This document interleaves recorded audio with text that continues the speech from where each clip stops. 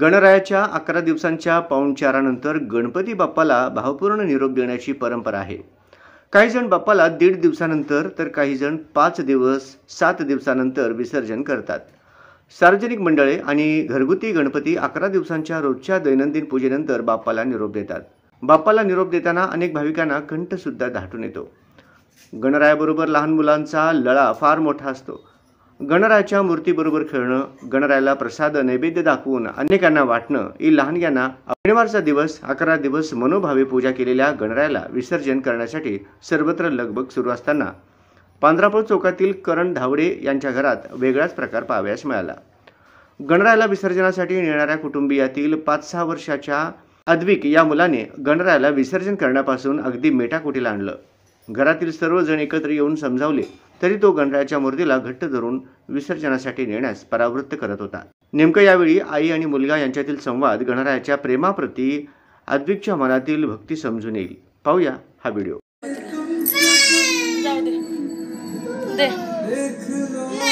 जाऊ दे जाऊ सोड जाऊ दे सोड जाऊ दे रे जाऊ सोड पुढल्या वर्षी आपण आणू परत जाऊ सोड जाऊ दे सोड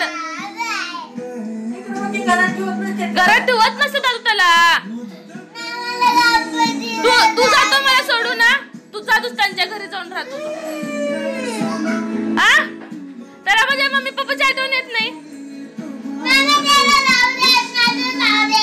जाऊ दे सोड मग तिथे रडती का अक्षरा तिथे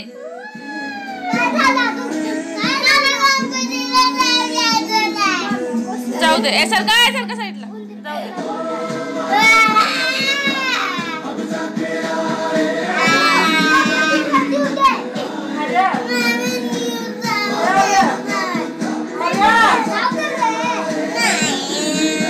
जाऊ दे